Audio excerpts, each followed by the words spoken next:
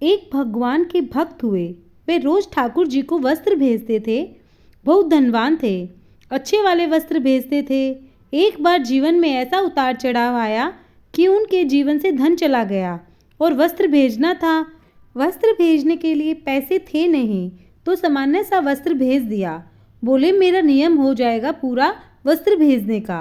बिल्कुल ऐसा कपड़ा भेजा जिसको ठाकुर जी की सेवा में क्या पोछे में भी यूज़ नहीं किया जाए। लेकिन नियम था, धन है नहीं तो सामान्य वस्त्र भेज दिया। सर्दियों का समय था। ठाकुर जी कंबल ओढ़ के बैठते हैं, कोयले की सिगड़ी तापते हैं। ठाकुर जी को रात्रि में शयन करा के गोसाई जी गए।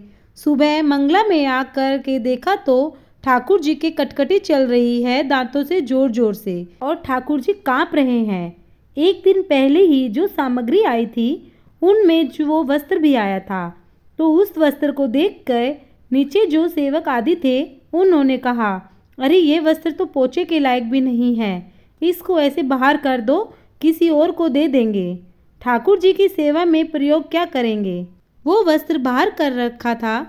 अगले दिन जब मंगला में गोसाई जी गए तो देखा कि ठाकुर जी के ठंड के मारे दांत बज रहे हैं जोर जोर से। तब गोसाई जी बोले, अरे कंबल लाओ।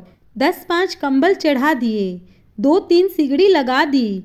बार बार हाथ सेक करके ठाकुर जी के हाथों का स्पर्श करे, घी लगावे, इत्र लगावे गरम गरम, ठाकुर जी की सर्दी चली जावे। बट ठाकुर जी की सर्दी नहीं गई। इतना करने के बाद भी सर्दी नहीं गई तो गोसाई जी समझ गए।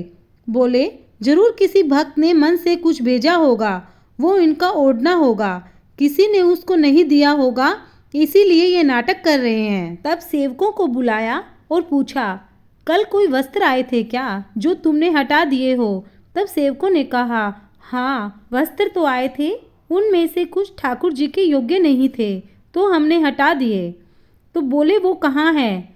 वो तो हमने रसोई घर में रख दिए कि पोछा के काम आएंगे। बोले, वही लेकर आओ। उन कपड़ों को लाया और जैसे ही वो कपड़ा लाकर ठाकुर जी के चरणों में रखा, इतने में ठाकुर जी बोले, वो तो पसीना आ रहा है बहुत जोर से, सब्र कंबल हटाओ, ये सिगड़ी हटाओ मेरे सामने से, गर्मी लग रही है बहुत जोर से। क्यों, ठाकुर जी को सर्दी नहीं लगती, ठाकुर जी को गर्मी नहीं लगती, ठाकुर जी को तो प्रेम लगता है, ठाकुर जी को तो भाव लगता है। जय श्री कृष्णा, जय श्री राधे।